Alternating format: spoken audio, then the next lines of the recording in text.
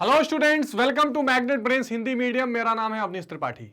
तो कक्षा 12 अर्थशास्त्र का एक इंपॉर्टेंट चैप्टर लेकर मैं आपके सामने उपस्थित हूं। व्यष्टि अर्थशास्त्र का पार्ट नंबर 1।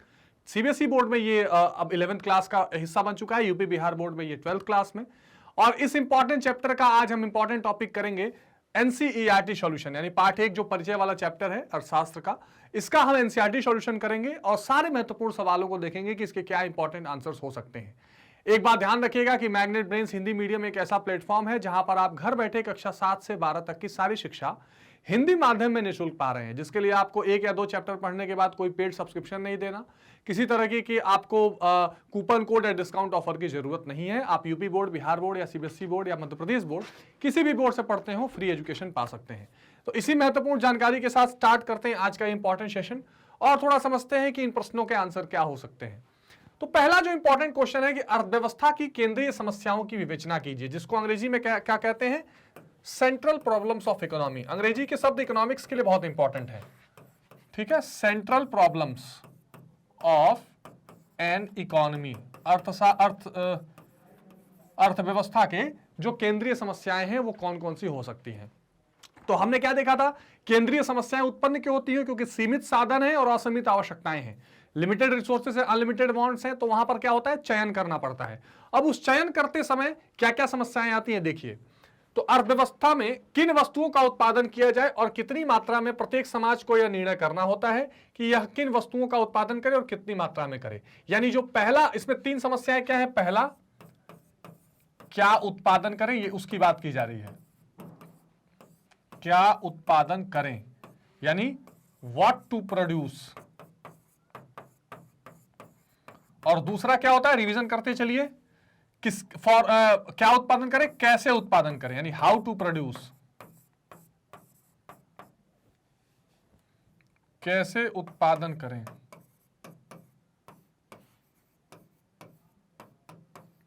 और तीसरा किसके लिए उत्पादन करें,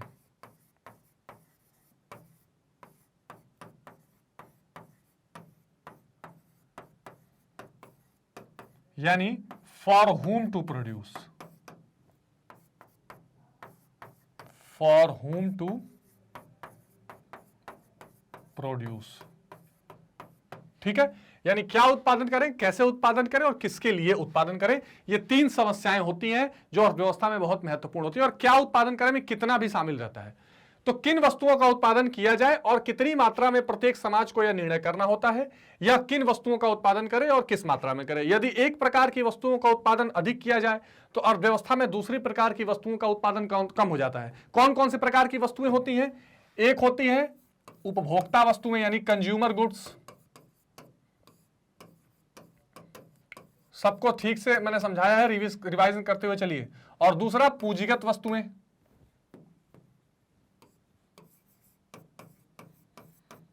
ठीक, पूंजीगत वस्तुएं यानी कैपिटल गुड्स और कंज्यूमर गुड्स। तो दोनों में किसका उत्पादन किया जाए, इसका बैलेंस बनाना जरूरी होता है और यहां एक समस्या क्रिएट होती है।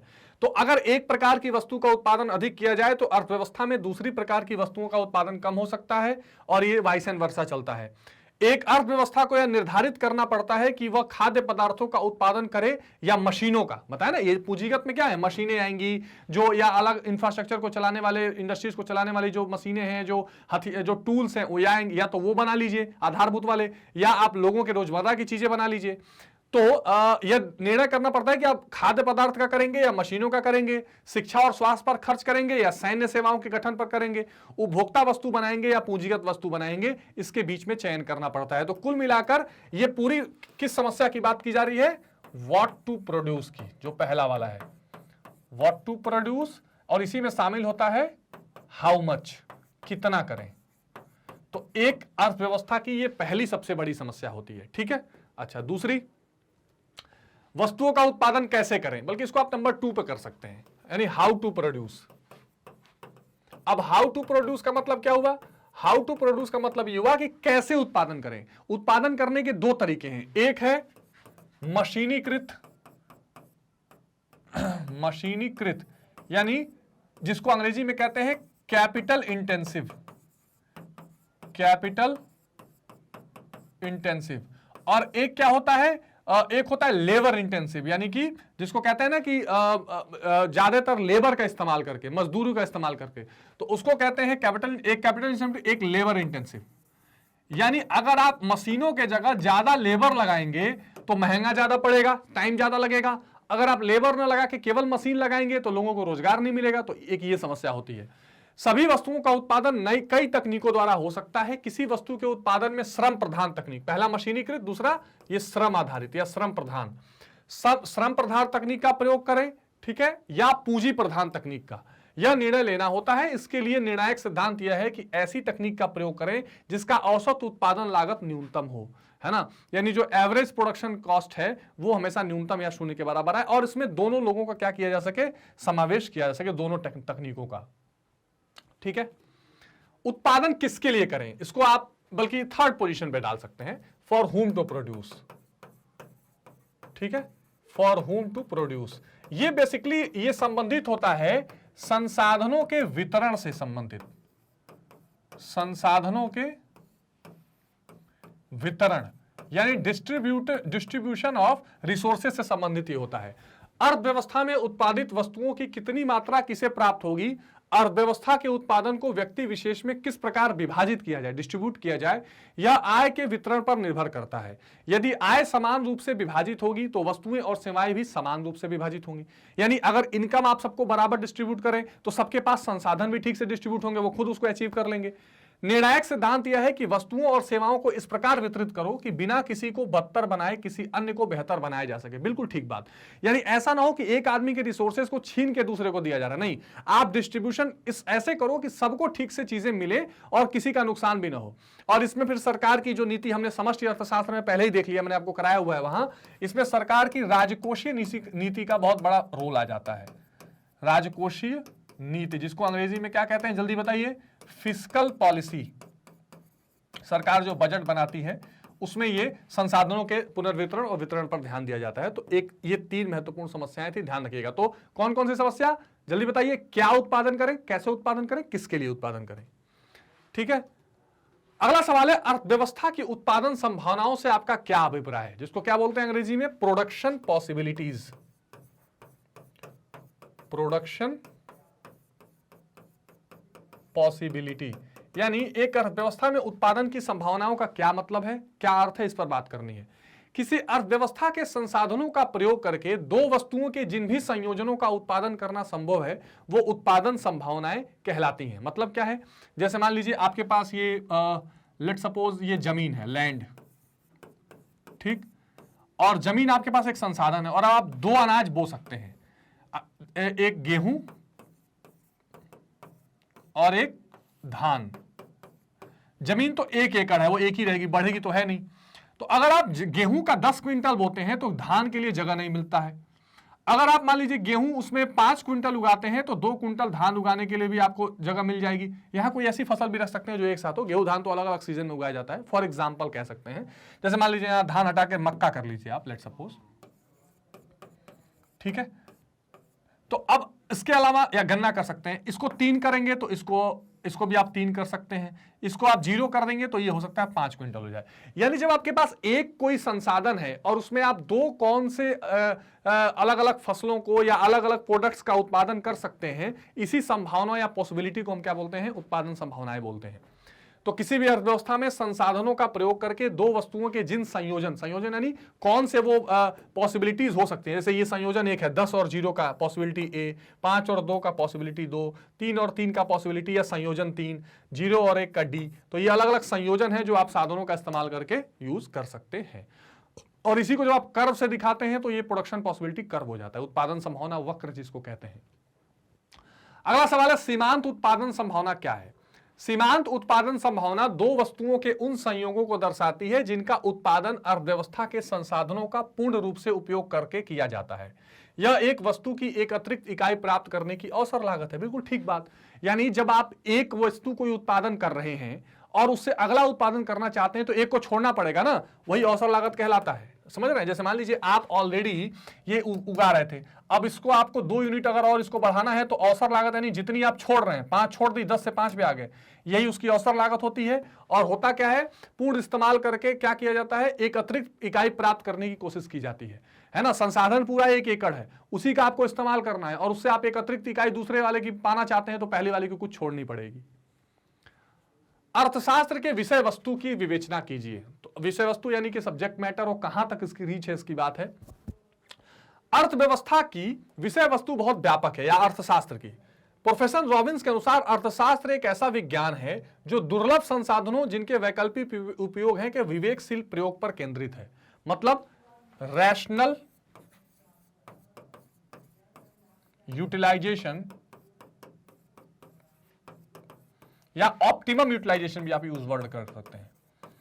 ऑप्टिमम यूटिलाइजेशन ऑफ, रैशनल या ऑप्टिमल कुछ भी कह सकते हैं, ऑफ रिसोर्सेस विच हैव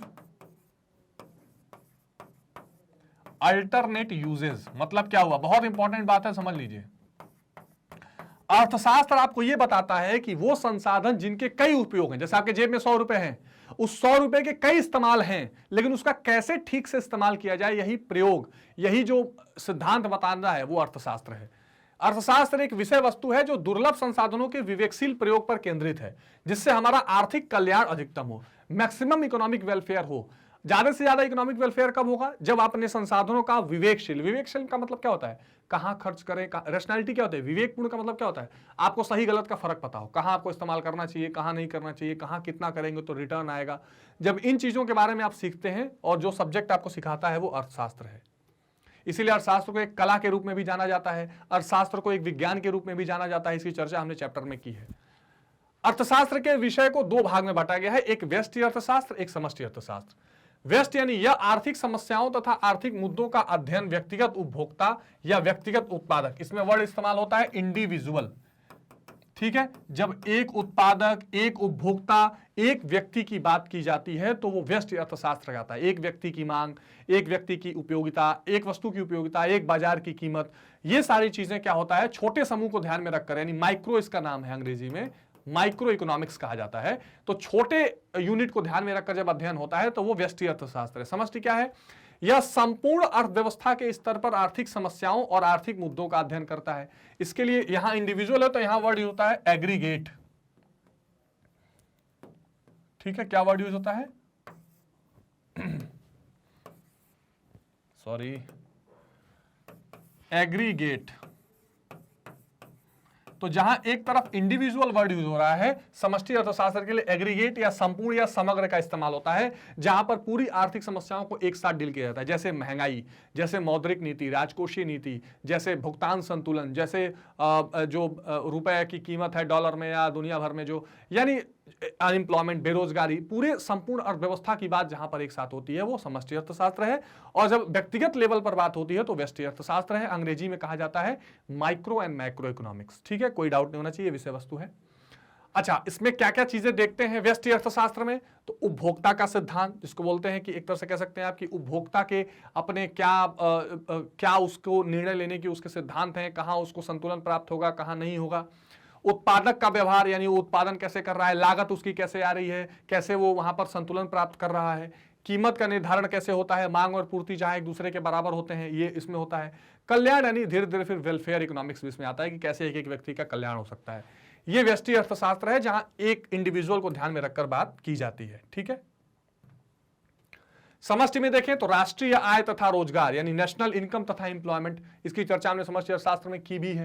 ये कैसे हम जीडीपी निकालेंगे, कैसे एनएनपी निकालेंगे, राष्ट्रीय आय की कैलकुलेशन कैसे होगी, एम्प्लॉयमेंट क्या है। राजकोषीय और मौद्रिक नीतियां मैंने आपको बताई थी, जो बजट वाला चैप्टर है पूरा, और आरबीआई केंद्रीय बैंक वाला जो पूरा मामला है वो समष्टि अर्थशास्त्र का पार्ट है। स्फीति या अस्फीति या अवस्फीति, यानी यहां महंगाई की बात की जा रही है और मंदी की बात की जा रही है। सरकारी बजट, विनिमय दर यानी एक्सचेंज रेट, और बैलेंस ऑफ पेमेंट, ये सभी लगभग इस पे रिलेटेड सारे चैप्टर भी आपके समष्टि अर्थशास्त्र में। तो ये विषय वस्तु है मैक्रो इकोनॉमिक्स यानी समष्टि अर्थशास्त्र की, ठीक है, मैक्रो इकोनॉमिक्स, ठीक है। और ये क्या है, यहां पर एग्रीगेट, पूरे इकोनॉमिक की एक साथ बातचीत की जाएगी। ठीक है, समझ में आ गया?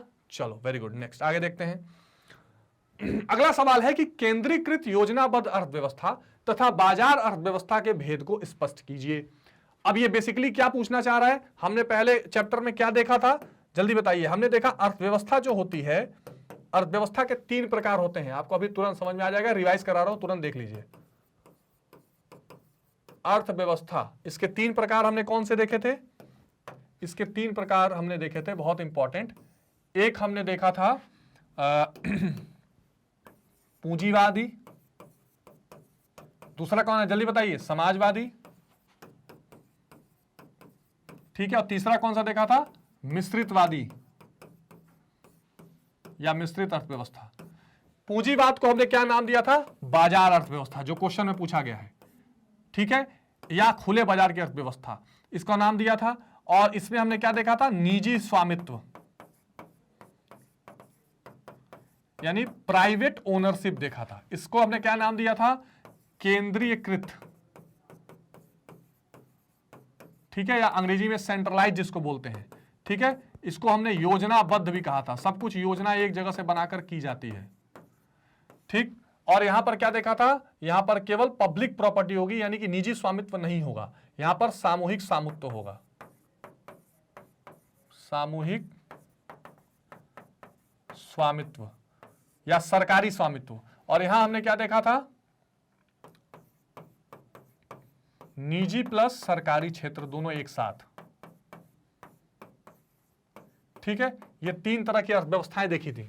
जो पूंजीवादी अर्थव्यवस्था होता है, यहां सब कुछ मांग और पूर्ति द्वारा निर्धारित होती है, उसको बाजार अर्थव्यवस्था कहा जाता है। सब कुछ प्राइवेट हाथ में होता है। समाजवादी में सब कुछ केंद्रीकृत, यानी एक जगह सरकार सब कुछ डिसाइड करती है, सब प्लानिंग चलती है, कोई भी आइसोलेशन में नहीं होगा और कोई एक आदमी का यहाँ पे स्वामित्व नहीं रहेगा। मिश्रित में निजी और सरकारी दोनों लोगों का स्वामित्व वहां पर देखने को मिलता है। अब बाजार अर्थव्यवस्था और केंद्रीकृत अर्थव्यवस्था पर अंतर देख लीजिए। इस बाजार अर्थव्यवस्था, जिसको कैपिटलिस्ट मार्केट कहते हैं, अंग्रेजी में इसको क्या बोलते हैं? कैपिटलिस्ट इकोनॉमी, और इसको क्या बोलते हैं? सोशलिस्ट या समाजवादी, ठीक है। इस अर्थव्यवस्था में मांग और पूर्ति की शक्तियों की स्वतंत्र अंतरक्रिया का पूर्ण वर्चस्व होता है। मतलब सब कुछ मांग और पूर्ति यानी डिमांड और सप्लाई पर डिसाइडेड होता है, उसी से कीमत डिसाइड होती है, सरकार की कीमत डिसाइड नहीं करेगी। केंद्रीकृत योजनाबद्ध अर्थव्यवस्था, इस अर्थव्यवस्था में मांग और पूर्व की शक्तियों की स्वतंत्र अंतक्रिया का अभाव होता है, पूर्ति की, बल्कि पूर्व नहीं पूर्ति की। तो यहां मांग और पूर्ति की शक्तियां काम नहीं करती हैं, यहां पर सरकार की शक्ति काम करेगी। जैसे पूंजीवाद तो कहता है कि भाई कोई अगर चीज है, उसकी जितनी डिमांड हो जितनी सप्लाई हो, दोनों जिस रेट पे एक दूसरे को काटे वही प्राइस हो जाएगी, हमें कोई मतलब नहीं है। समाजवादी अर्थव्यवस्था कहते हैं नहीं, हम बताएंगे कीमत कितनी होगी। यहां देखिए, इसमें उत्पादन कारकों पर निजी स्वामित्व होता है, यानी कि प्राइवेट प्रॉपर्टीज होती हैं, प्राइवेट ओनरशिप होती हैं। इसमें उत्पादन कारकों पर सरकारी स्वामित्व होता है, सब कुछ गवर्नमेंट के हाथ में होता है, प्राइवेट सेक्टर का कोई रोल यहां पर नहीं होता। इसमें उत्पादन लाभ के उद्देश्य से किया जाता है, बिल्कुल ठीक बात। जो भी प्रोडक्शन होगा वो प्रॉफिट कमाने के लिए होगा, प्रॉफिट मैक्सिमाइजेशन या प्रॉफिट बढ़ाने के लिए होगा। यहां क्या होगा? इसमें उत्पादन समाज कल्याण के लिए होता है, यानी सोशल वेलफेयर के लिए किया जाता है, प्रॉफिट कमाने के लिए केवल नहीं किया जाता। ये इंपॉर्टेंट बात है। बाजार अर्थव्यवस्था में इसमें सरकार उत्पादकों और परिवारों के निर्णय में कोई हस्तक्षेप नहीं करती। जो प्रोड्यूसर्स हैं या जो फैमिली है, इसके जो डिसीजंस है इसमें कोई इंटरफेयर नहीं करती है। इसमें सरकार उत्पादकों और परिवारों के निर्णय में हस्तक्षेप करती है। इसमें उपभोक्ता का प्रभुत्व होता है, इसमें उपभोक्ता की प्रभुता बाधित होती है। अधिकारों के कारण पूंजी के संचय की अनुमति दी गई है, यानी यहां पर क्या होता है? कैपिटल का आप एक्युमुलेशन कर सकते हैं, पूंजी को जुटा सकते हैं। यहां पूंजी के संचय की अनुमति नहीं दी गई है। संयुक्त राष्ट्र अमेरिका, फ्रांस, जापान, ये सब इसके उदाहरण हैं। यहां पर चीन गणतंत्र, पहले सोवियत संघ जो था, रूस, ये लगभग इसके आसपास की अर्थव्यवस्था है। तो इस पर चर्चा हमने डिटेल में की है, इसका अंतर आप ध्यान में रखिएगा। अगला सवाल है, सकारात्मक आर्थिक विश्लेषण से क्या अभिप्राय है? हमने देखा था 2 तरह की इकोनॉमिक्स की मैंने बात की थी, एक था नॉर्मेटिव और एक था पॉजिटिव, ठीक है। इसी की चर्चा की जा रही है। सकारात्मक आर्थिक विश्लेषण के अंतर्गत हम अध्ययन करते हैं कि विभिन्न कार्यविधियां किस प्रकार कार्य कर रही हैं, यानी व्हाट इज, क्या है अभी स्थिति, उसकी बात करते हैं। जब हम कहते हैं कि कीमत के बढ़ने से मांग की मात्रा कम हो जाती है और कीमत कम होने से मांग की मात्रा बढ़ जाती है, तो यह सकारात्मक आर्थिक विश्लेषण है। और जब आप नॉर्मेटिव करते हैं तो आप बताते हैं क्या होना चाहिए, ठीक है ना। तो ये बहुत जो सिंपल आपको बिल्कुल दिखाए जो चीज हो रही है वो सकारात्मक आर्थिक विश्लेषण है। आदर्शक क्या है? नॉर्मेटिव जिसको कहा जाता है। आदर्शक आर्थिक विश्लेषण में हमें यह समझाने का प्रयास करते हैं कि ये विधियां हमारे अनुकूल भी हैं कि नहीं। यानी वहां था व्हाट इज, और यहां हम करते हैं व्हाट ऑट टू बी, यानी क्या होना चाहिए, है ना, व्हाट ऑट टू बी, कि क्या जो हम विधियां अपना रहे हैं, क्या जो चीजें चल रही हैं वो हमारे हिसाब से वो सही भी है कि नहीं। उदाहरण के लिए जब हम कहते हैं कि सिगरेट और शराब की मांग कम करने के लिए उनके ऊपर कर की दरें बढ़ानी चाहिए, तो ये आदर्शक विश्लेषण है। यानी when we say that what ought to be, what we need to do to influence the economy and to stop the the wrong happenings, तो वो आदर्शक, यानी एक तरह का जो आर्थिक विश्लेषण के बाद जो नए तरीके अपनाने की बात की जाती है, जो एक रास्ता बनाने की बात की जाती है, नया आदर्श बनाने की बात किया जाता है, वो आदर्शक अर्थव्यवस्था में आदर्शक आर्थिक विश्लेषण कहलाता है। अंग्रेजी में इसको कहते हैं नॉर्मेटिव इकोनॉमिक एनालिसिस। ठीक है, चलिए अगला सवाल है व्यष्टि तथा समष्टि अर्थशास्त्र में अंतर स्पष्ट कीजिए। मोस्ट इंपॉर्टेंट क्वेश्चन है ये, क्योंकि बार बार पूछा जाएगा। व्यष्टि अर्थशास्त्र में छोटी छोटी व्यक्तिक यानी इंडिविजुअल इकाइयों का अध्ययन किया जाता है, जैसे एक व्यक्ति, एक परिवार, एक फर्म, एक उद्योग। बिल्कुल सिंपल बात। समष्टि क्या है? समष्टि अर्थशास्त्र में इकाइयों के योग अर्थात जिसको कहते हैं एग्रीगेट करना, सभी एक एक माने अगर मान लीजिए एक वस्तु की मांग की बात की गई है, सभी वस्तुओं की मांग को जोड़ दिया जाएगा, तो इकाइयों के योग अर्थात राष्ट्रीय योगों का अध्ययन किया जाता है, जैसे कुल राष्ट्रीय आय, रोजगार, कुल विनियोग, कुल उपभोग इत्यादि। व्यष्टि अर्थशास्त्र पूरे समग्र के एक अंश का अध्ययन करता है, पूरा जो एग्रीगेट मामला है उसके एक इंडिविजुअल पार्ट का अध्ययन करता है। व्यापक अर्थशास्त्र समग्र का अध्ययन करता है, तो ये बहुत सिंपल सी बात है। व्यष्टि अर्थशास्त्र का मुख्य विषय कीमत सिद्धांत का विश्लेषण करना है, यानी प्राइस का जो सिद्धांत उसका विश्लेषण किया जाता है। समष्टि अर्थशास्त्र का मुख्य विषय राष्ट्रीय आय और रोजगार का विश्लेषण है। व्यष्टि अर्थशास्त्र में योग के टुकड़ों में तोड़ने की क्रिया को आधार माना जाता है। समष्टि अर्थशास्त्र का आधार योग करने की क्रिया होती है। बिल्कुल सिंपल है, बिल्कुल, यानी ये एक तरह का न्यूक्लियर कॉन्सेप्ट है और ये एक तरह का एग्रीगेट कॉन्सेप्ट है ना। तो यहां पर व्यक्तिगत चीजों की बात होती है। यहां पर बात होगी एक वस्तु, इस पेन की कीमत क्या होनी चाहिए, ठीक है, और समष्टि में बात होगी कि पेन बनाने वाली इंडस्ट्रीज को पूरे देश में कैसे बढ़ाया जाए। तो वहां एक चीज या एक वस्तु की कीमत बात नहीं होगी, सामूहिक स्तर पर बात समष्टि अर्थशास्त्र में होती है। व्यष्टि अर्थशास्त्र कीमत निर्धारण हेतु अन्य बातें समान रहती हैं। व्यष्टि अर्थशास्त्र में बाकी चीजें एक साथ रख दी जाती है, किसी एक चीज पर बात की जाती है। समष्टि अर्थशास्त्र में सामान्य संतुलन के आधार पर कुल मूल्य उत्पादन के विभिन्न स्तरों का निर्धारण का अध्ययन करता है, विभिन्न बाजार की परस्पर निर्भरता पर बल देता है। यहां यह नहीं होता कि चलो बाकी चीजें किनारे रख दो, एक चीज पे फोकस है, सबको साथ लेकर एनालिसिस करना पड़ता है। यहां तो यह है कि बाकी अक्सर व्यष्टि अर्थशास्त्र में आगे मैं आपको चर्चा करूंगा अगले चैप्टर्स में, keeping the other things sames. एक वर्ड यूज होता है इकोनॉमिक्स में, कैटरस पेरिबस। कैटरस पेरिबस इसका मतलब होता है other things remaining the same. Other things remaining the same, यानी बाकी चीजों को अगर आप सामान रखें तो उसके बाद जो चीजें घटती हैं उसकी बात की जाती है, ठीक है। अब व्यष्टि अर्थशास्त्र में और क्या होता है, इसमें रोजगार, उत्पादन तथा आय के वितरण को अर्थव्यवस्था के विभिन्न क्षेत्रों के बीच परिवर्तनशील माना जाता है ना, यानी अलग अलग क्षेत्रों में ये चेंज होते रहते हैं। इसमें रोजगार, उत्पादन और आय के वितरण को स्थिर माना जाता है, पूरे देश के लेवल पे होता है। इसमें सामान्य कीमत को स्थिर मानते हुए वस्तुओं के सापेक्षिक मूल्यों को परिवर्तनशील माना जाता है, उसके सामने जो बाकी रिलेटिव गुड्स हैं। इसमें सापेक्ष मूल्यों को स्थिर रखते हुए सामान्य मूल्य स्तर पर परिवर्तनीय माना जाता है। यह व्यक्तिगत संस्थाओं की नीतियों के निर्माण में सहायक है। इंडिविजुअल कोई इंडस्ट्री है, इंडिविजुअल कोई संस्था है, और ये पूरे राष्ट्रीय और संपूर्ण समाज में जो नीतियां बनाई जाती हैं, जो राजकोषीय मौद्रिक नीतियां हैं, जो पॉलिसीज हैं, उनको बनाने में ये बहुत सहायक होती है। ये अपने आप में एक इंपॉर्टेंट पार्ट है, ठीक है। तो ये आपके एनसीईआरटी के प्रमुख क्वेश्चंस थे जो आपको जरूर देख लेने हैं। इसका एक मॉडल आंसर मैंने आपके सामने पेश करने की कोशिश की है। इसमें कोई डाउट, कंफ्यूजन हो किसी भी क्वेश्चन में तो जरूर बता दीजिएगा।